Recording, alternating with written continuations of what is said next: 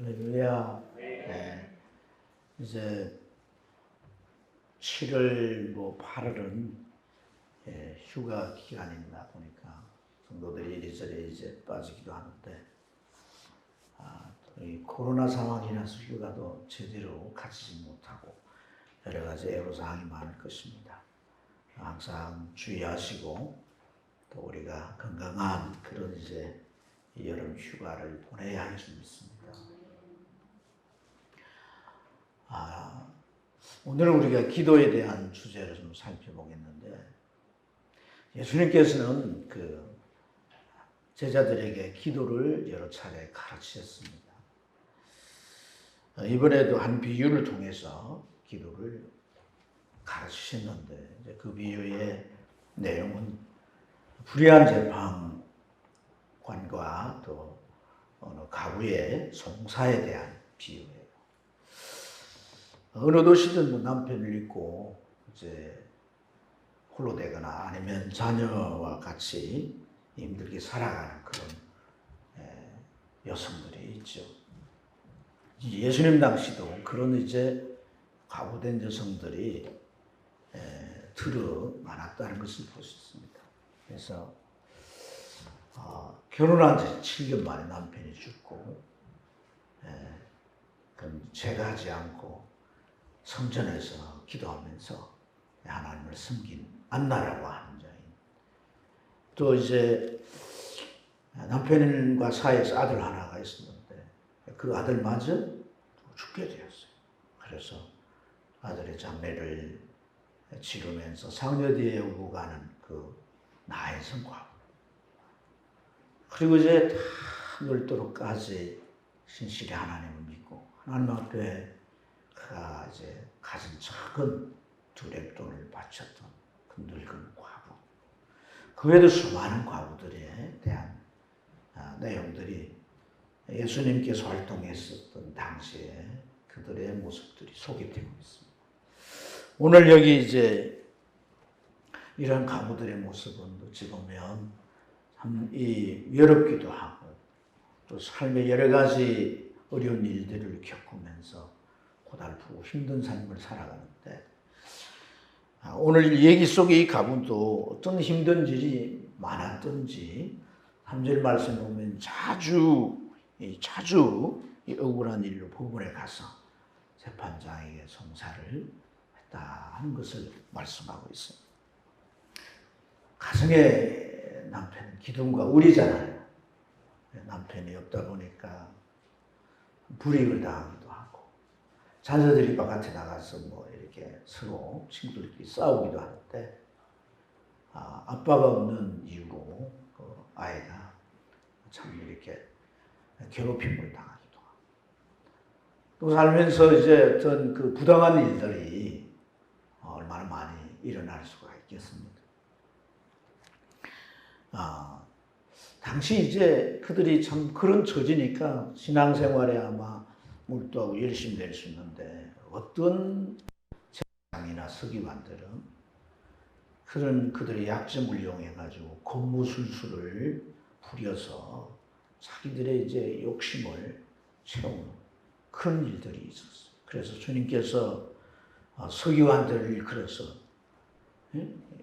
과거의 가상을 통째로 삼킨 자들이라고 이렇게 책망하셨어요.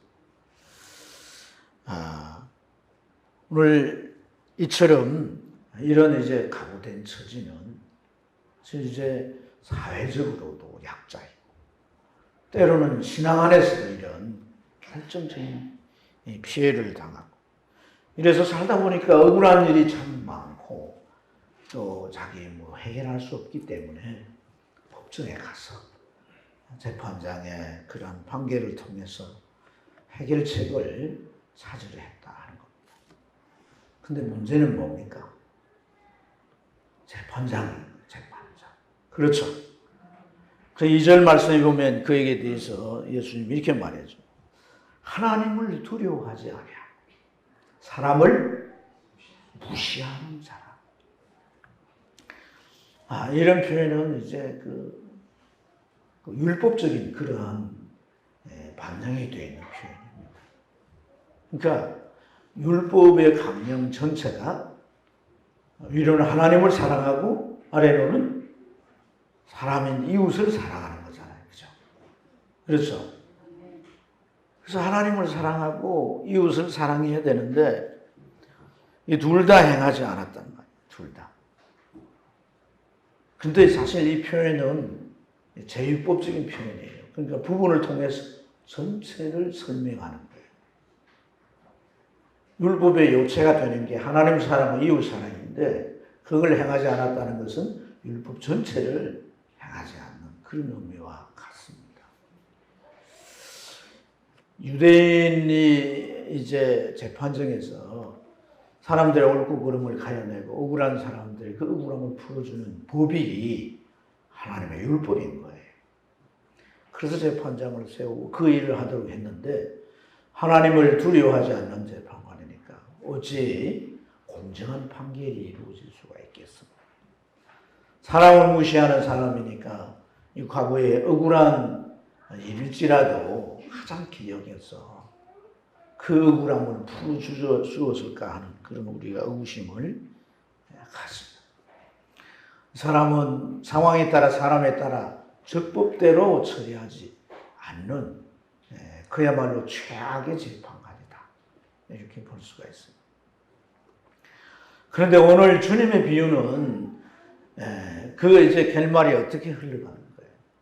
이러나 저러나 과거는 법원에 가서 그 재판관에게 계속 자기의 문제를, 그 억울함을 그 원수에 대해서 계속 송사를 하고 상소를 올린 결과 그 불의한 재판관이 결국은 이거 정말 나를 너무나도 피곤하게 한다. 내버려두면 정말 나를 괴롭게 할 것 같다. 그래서 그 사람의 이 과거의 억울함을 재판을 통해서 해결해 주었다는 것으로 결말을 맺습니다. 서두에 제가 주님께서 기도에 대해서 가르친다고 말씀드렸습니다. 사랑하는 여러분, 오늘 우리는 이 기도에 대한 주님의 비유 얘기 속에서 어떤 기도에 대한 교훈을 얻게 됩니까? 재판관은 하나님을 의미하고 또 이제 과부는 나를 의미하고 그 송사는 기도를 의미하니까 그러니까 이 과부처럼 법원에 가서 재판장에 계속 이제 그 재심을 청구하듯이 하나님 앞에 기도하고 또 기도하고 또 계속해서 기도하면 하나님께서 번거롭다 못해서 괴로워하시다가 결국 그 기도에 응답을 주실 수 있지 않겠는가. 그러니까 요즘은 막 하나님을 기도로 좀 괴롭히더라도 응답을 계속해서 기도하면 따낼 수 있다. 게다가 아멘은 조금 이따 하시고요. 주님께서 이 재판장이 하는 얘기를 들어봐라. 그러면서 그 밤낮 부러지는 택한 자들의 원한을 풀어주지 않겠느냐. 이렇게 말씀을 하셨으니까 아멘은 좀 이따 하라니까요. 이게 주님이 기도를 가르친 것이구나 라고 우리가 그 가르침에 대한 이해를 붙일 수가 있을 거예요. 근데 만약 그렇게만 이해한다면 어떤 문제가 발생할까? 자, 오늘 이제 과부는 우리를 비유하는 게 맞을 것 같습니다. 그리고 송사도 기도에 비유한 데는 아마 문제가 없을 것 같습니다. 여기까지는 무리가 없어 보입니다. 그런데 하나님이 어떻게 비유되었어요? 불의한 재판관으로 비유되었습니다. 이거는 문제가 될까요? 안 될까요? 안 돼요? 하나님을 그렇게 바라보세요. 여러분, 하나님으로 이 불의한 재판관을 대비했다면 이것은 문제가 될 수가 있는 거죠.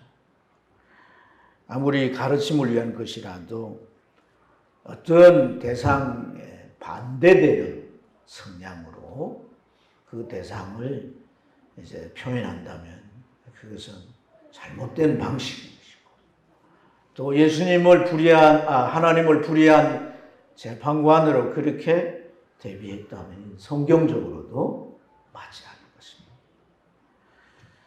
그래서 이것은 신학적으로나 교육적으로 적합한 그런 방법이 아니라고 말씀드릴 수가 있습니다. 또 이제 이 기도의 영역에 있어서 사실 어떤 면에서 기도를 계속 반복으로 한다라고 하는 지속성은 참 중요합니다. 기도의 요소 가운데 결코 빠져서는 안 되는 중요한 요소라고 할 수가 있습니다. 그런데 하나님의 뜻과 상반된 일을 가지고 계속해서 하나님 앞에 기도하고 막무가내로 내 뜻만 관철시키면 된다고 아주 떼쓰듯이 그렇게 기도한다면, 그래서 만약에 하나님이 그래서라도 기도에 응답하셨다고 하면 그것은 아주 잘못된 생각입니다. 어찌 보면 기도 만능주의라고 할 수가 있습니다. 그래서 우리는 오늘 이 주님이 기도를 가르치시는 이 비유에 대한 교훈을 얻기 위해서 충분한 이해가 필요한 줄로 믿습니다. 자, 오늘 주님께서 얘기를 하고 오늘 이 가르침, 기도에 대한 가르침을 풀 수 있는 이 키가 되는 어떤 말씀을 하는데, 그것이 8절 마지막에 읽었던 내용이에요. 주님께서 이렇게 말씀을 하셨습니다. 내가 너에게 이르노니 속히 그 고난을 풀어주리라. 그러나 인자가 올 때에 세상에서 뭘 보겠느냐? 인자가 올 때 세상에서 믿음을 보겠느냐? 좀 이렇게 말씀을 하셨습니다. 그러니까 주님의 이 가르침에 있어서 그 기도의 배경이 되는 그 시대는 어떤 특정한 때를 두고 말씀한 것이다. 주님의 올 때, 이 올 때라고 하는 때는 언제입니까? 마지막 때일 겁니다. 세상의 마지막 때. 세상은 영원하지 않습니다. 그런 생각을 가지고 산다면 세계관이 비성경적입니다. 세상은 시작이 있었고, 그리고 과정을 거치면 반드시 끝이 옵니다. 이것이 기독교적인 세계관이에요. 그 끝에는 주님이 재림하실 거예요. 올라갔던 모습으로 주님께서 이 세상에 오셔서 믿는 자들을 다 데리고 천국으로 갈 것이고 세상을 심판하실 것이다. 이렇게 말씀하셨는데, 그러나 그러한 때에 우리가 신앙생활을 해가는 데 있어서 이 기도라고 하는 중요한 주제가 문제가 된다는 겁니다. 주님께서는 8절에서 그랬어요. 인자가 올 때 세상에서 믿음을 보겠느냐라고 말씀을 했기 때문에 이 가르침의 주된 주제가 기도잖아요. 기도. 이 기도와 믿음이 서로 연결되어 있는 문제를 주님께서 우리에게 가르치고 있는 줄로 믿습니다.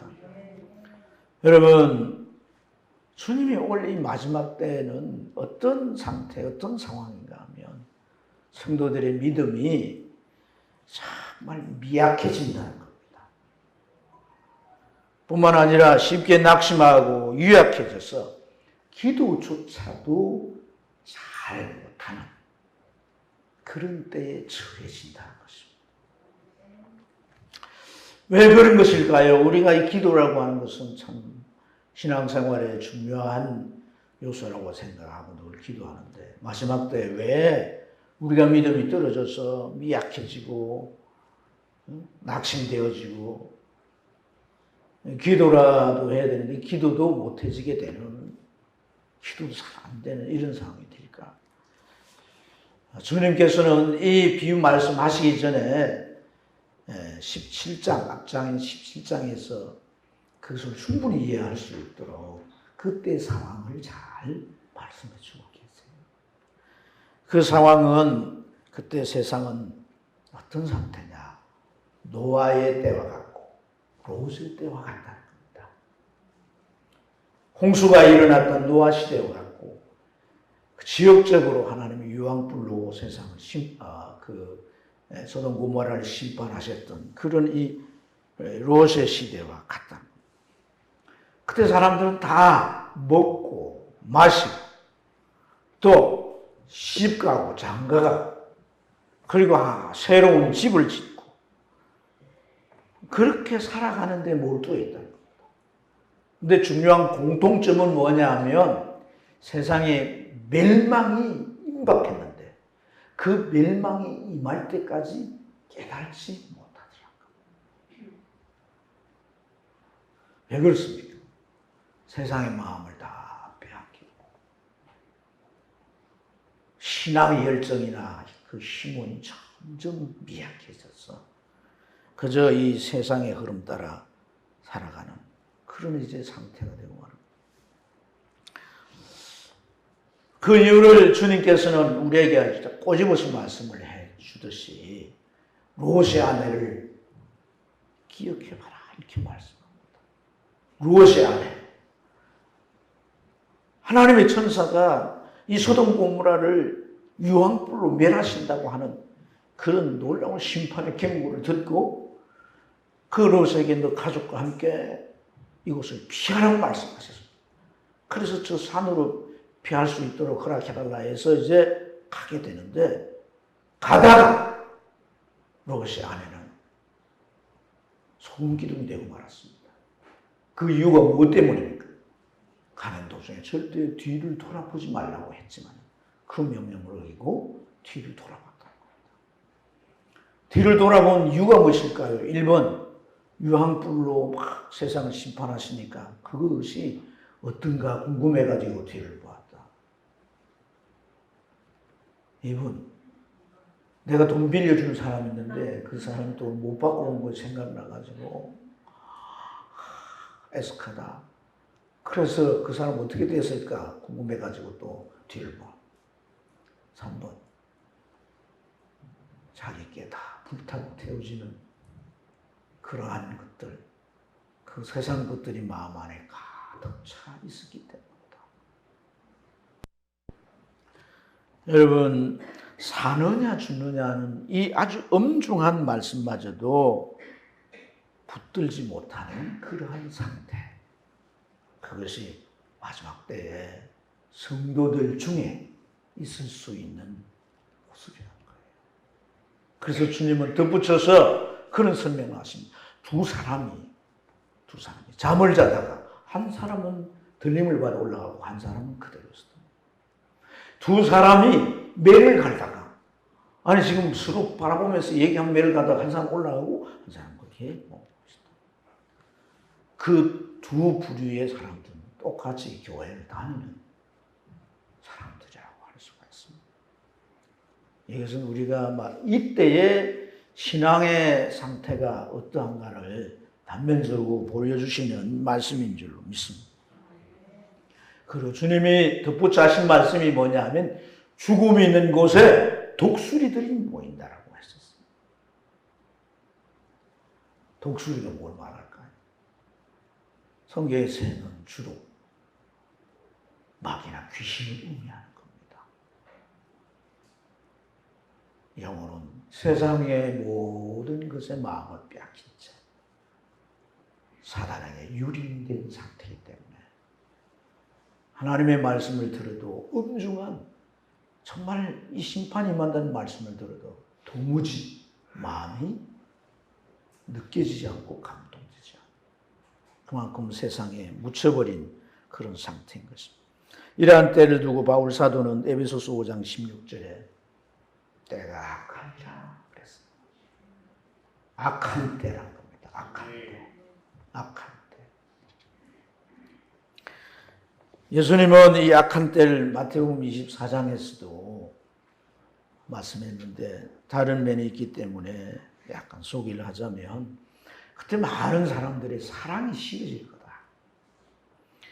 그래서 많은 사람들이 서로 잡아주고 미워하고 또 많은 사람들이 믿음에서 실족하게 될 것이다. 거짓 선지자들이 일어나서 이상한 교리들을 가르치고 사람들을 해놓게 될 것이다. 불법이 아주 만연하고 성해질 것이다. 여러분, 불법도 법이잖아요, 법. 그죠? 그렇죠? 그렇죠? 그러니까 법이 어떻게 만들어요? 국민의 다수가 이걸 법으로 만들려고 한다. 이러면 법이 되는 거죠. 그러나 그러한 법 속에는 인간의 양심이다. 천륜의 그 인간으로 가질 고결함 이런 것들이 다 무시되는 법들이 오늘 현저히 만들어지고 있음을 우리가 깨닫게 됩니다. 이런 악한 세대에 끝까지 견디는 자가 구원을 얻는다고 주님 말씀하셨어요. 그래서 그 이제 악한 때에 그 이제 적극적인 면모들을 말씀을 했지만 오늘 이 말씀은 우리 개인의 신앙에 비추어서 믿음의 문제를 말씀하고 있다는 것입니다. 믿음이 나약해지니까 세상에 동화되어 가면서 나타나는 반응이 뭐냐? 기도가 없어진다. 기도. 그것이 말씀의 요지입니다. 사랑하는 여러분, 오늘 주님 비유를 통해 강조하시는 것은 때가 갈수록 우리가 기도해야 된다는 것이고 또 믿음의 기도를 드려야 된다는 겁니다. 믿음으로 기도해야 된다. 이 믿음으로 기도. 여러분, 오늘 주님께서 이 비유의 말씀을 우리가 때때로 이제 참 오해하는데 결국 뭐냐면 우리가 계속해서 하나님 앞에 계속해서 기도하고 이렇게 기도만 하면 이것이 마치 기도 응답이 잘 터지는 비결로 우리가 알 수 있습니다. 그러나 주님은 이 비유를 통해서 우리에게 알게 하시는 것은 때를 알게 하시는 것이다. 여러분, 그러한 때는 이미 이제 부실한 믿음으로 인하여서 하나님 앞에 기도하는 모습을 갖는다 할지라도 응답이 잘 이루어지지 않는 그런 문제들이 발생된다는 것을 우리에게 교훈해 주는 줄로 믿습니다. 그래서 믿음에 집중해가지고 정말 우리의 기도가 응답에 이르도록 기도에 뭔가 살아있는 효과를 보는 이런 기도로 우리가 기도 생활이 이루어져야 한다는 것을 주님께서 말씀해 주고 있습니다. 그런 기도의 생활이 된다라고 하는 것은 우리가 기도하는 내용이 하나님의 뜻과 무관돼도 그냥 맹신적으로 믿고 기도하면 된다 이런 게 아닙니다. 오늘 주님께서는 우리에게 이 믿음의 기도를 교훈하시고 강조하시는 것은 여러분 이 불의한 재판관의 과부가 계속되는 자주 찾아가서 계속 총살을 하니까 너무 이제 괴롭히니까 해결해 주었다 이런 표현은 결국 하나님을 불의한 재판관으로 대비한 것이 아니라 하나의 경우의 예를 들어주는 거다. 이 경우의 예를 들어준다는 건 뭐냐면 세상의 재판장도 정말 불의하고 형편없는 재판장이라 할지라도 억울한 사정을 가지고 가서 계속 송사를 하면 그걸 해결해 줄 수 있는 이유가 뭐 때문이에요? 그가 재판관이기 때문이라는 겁니다. 아멘. 문제가 있고 억울한 사람은 나라의 제도적으로 그 재판관에게 찾아가서 고소를 하고 상소를 해서 그것을 풀 수 있도록 그렇게 만들어 놓은 게 제도라는 거예요. 그래서 재판관은 불의하든 불의하지 않든 그 사람이 재판을 해서 문제를 해결해 주는 것이 그 사람의 직무라는 겁니다. 직무.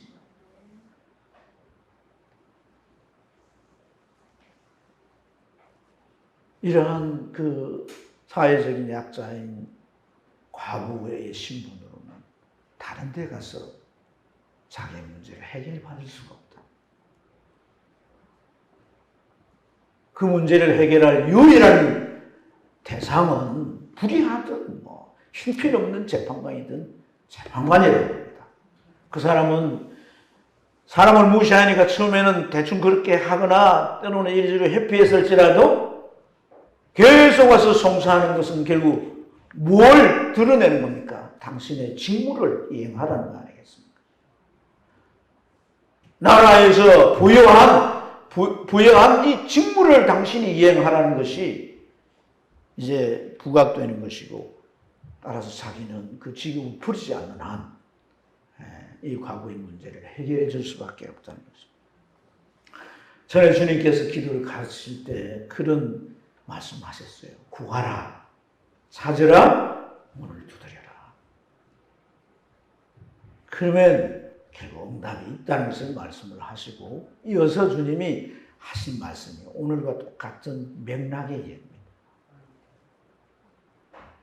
악한 부모라도 그 자식이 떡을 달라는데 돌을 주며, 생선을 달라는데 뱀을 줄 부모가 없다는 겁니다. 그것은 바로 부모의 돌이라는 거예요. 사랑하는 여러분, 이 기록이 뭡니까? 재판장이 자기에게 있어서 마땅히 감당해야 하는 사명적인 질문, 또 아직 부모의 부양의 손길이 필요한 자녀들에게 그 부모가 악한 부모일지라도 그 자녀를 먹이고 입혀서 자라게 해줘야 합니다. 그건 다른 사람에 증가하시고 누구든 할 수 없는 그들만이 해야 되는 이런 직무고 도리라는 것을 오늘 말씀하는 줄로 믿습니다. 그래서 오늘 여러분, 우리의 기도와 우리가 또한 그 기도에 하나님께서 응답해 주는 이 일은 필연적인 것이라는 겁니다. 필연적인 것. 이것에 대한 믿음을 확고히 가져야 한다는 겁니다. 그래서 주님께서 마가복음 9장 29절에 기도 외에는 이런 이유가 나갈 수가 없다. 기도의 필연성을 말씀하신 줄 믿습니다.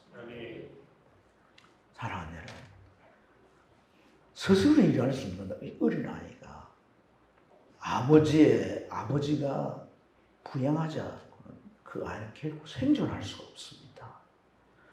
우리가 하나님 앞에 기도해야 되는데, 특별히 악한 때에 신앙의 수많은 도전을 받고 많은 문제 속에 살아가면서 내 신앙을 유지하고 저 천국까지 갈 수 있습니다.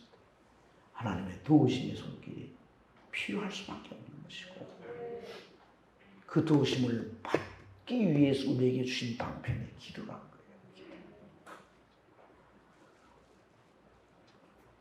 이 기도가 이 악한 세대에 필요 없다고 생각한다면 그것은 두말할 나위 없이 세상 것이 가득 차 있어서 그것을 추구한 나머지 자기 주변에 그런 것들이 잘 쌓여져 있고 어울려져 있으니까 사는데 지장 없다는 생각에 아주 굳혀져 있는 사람일 경우입니다. 자기 영혼을 위하고 자기 신앙의 상태를 살필 수 있는 자라면 기도할 수밖에 없는 것입니다. 아멘입니다. 이 과부, 참으로 이제 남편도 없고 주변에 도와줄 사람도 없고 그러면서 정말 이 억울한 일을 당했는데 하루하루를 살아갈 수가 없습니다. 이 문제를 해결해 주는 유일하게 재판관밖에 없습니다. 그가 불의하든 그가 엉터리든 그가 어떻게 했든 나라에서 그를 재판관으로 세웠기 때문에 그 앞에 나갈 수밖에 없는 것이다. 그래서 사랑하는 여러분, 아무리 우리가 악한 때에 살지라도 기도로 숨쉬면 살게 되는 겁니다. 하나님은 세상에서 보이지 않는 것 같아도 기도하는 자에게 다가오시고 당신을 나타내 주시며 우리의 길을 빛을 비추사 인도하신다. 다윗의 경험이죠. 다윗의 기도가 시편에 있잖아요. 거기 보면 그런 내용이 있습니다. 하나님이 어디 있느냐? 사람들이 그렇게 말합니다. 너희 하나님이 네 사정을 알고는 있냐? 너희 하나님 참 살아계시냐? 어디 있길래 너를 이름 내버려 두냐? 라는 말을 한다는 거예요. 네 신앙이 가짜든 하나님이 없든 둘 중에 하나가 이런 아주 엄청난 신란을 받을. 그러나 다윗은 하나님의 존재가 너무나 분명하기 때문에 그는 기도를 중단할 수가 없었고 결국 그는 일어설 수 있었다는 그러한 그의 고백이 우리 시편을 통해 확인할 수 있는 줄로 믿습니다. 사랑하는 여러분, 기도하셔야 됩니다. 우리 스스로를 살펴보세요. 우리가 1년 전보다도 기도의 횟수가 줄어들고 5년 전, 10년 전에 비해서 우리는 지금 기도하는 않는 거나 다를 바가 없지 않습니다. 주님께서 약한 때를 살아가는 데 있어서 우리에게 방편으로 제시하는 게 기도란다. 기도 없이 어떻게 살려고 하시오?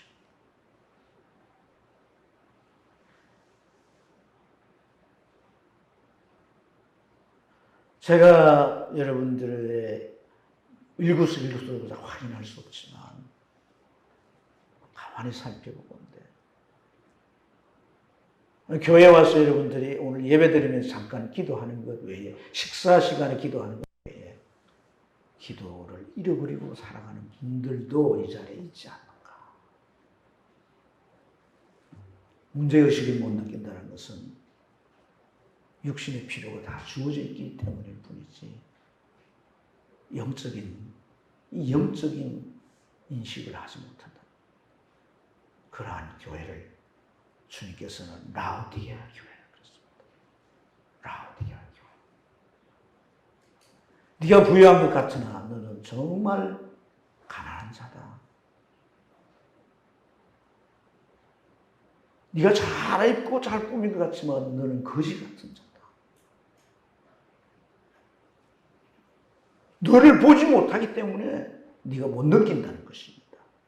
그래서 안약을 사서 눈에 발라라는 겁니다. 우리를 보아야 되는 거란 말입니다. 내 영적인 실상을 보지 못하니까 우리는 아무 문제 없다고 생각할 뿐입니다. 그대로 좀 더 넘어가면 어떤 교회가 나옵니까? 사대 교회입니다. 산다는 이름은 가스로되 죽은 자입니다. 오늘 주님께서 이 앞장인 17장이 말씀한 대로 그러한 사람들은 사단에게 접합되어 있고 뿐만 아니라 두 사람이 잠을 자다가 남겨둔 한 사람이 되고 두 사람이 매를 가다가 그 앞에서 한 사람이 올라오고 남겨진 사람이 될 수밖에 없습니다. 오늘 주님께서 이 기도라고 하는 이 방편을 우리에게 참으로 제시하셨다는 이 중요성을 깊이 깨달아야 합니다. 기도는 우리가 아무리 어두운 때라도 기도를 통해서 우리의 영혼을 밝힐 수 있으며 영적으로 숨쉴 수 있으며 세상이 뭐라 할지라도 우리는 활동할 수 있는 것이 바로 기도를 통해 가능해지는 것이다. 신앙생활을 하시면서 이 기도를 결코 가볍게 여기지 마십시오. 기도를 가볍게 여기고 기도를 포기하면 여러분들 여러분에게 있는 능력과 여러분의 주어진 것들 그것에 의존해 살아갈 뿐이지 좀 진정한 신앙생활이 될 수가 없습니다. 하나님의 능력은 무한하십니다. 세상의 때가 어떠하든지 간에 하나님의 능력은 줄어들거나 변하는 게 아닙니다. 하나님께서 우리에게 약속하신 그 수많은 것들은 여전히 우리에게 유효합니다. 기도하는 자들에게 때를 따라 주어지게 될 줄 믿습니다. 5만 번 이상 기도 응답을 받던 조지 물론 결코 좋은 때에 살지 않았습니다. 지금 우리의 때보다도 더 안 좋은 때라고 할 수가 있습니다.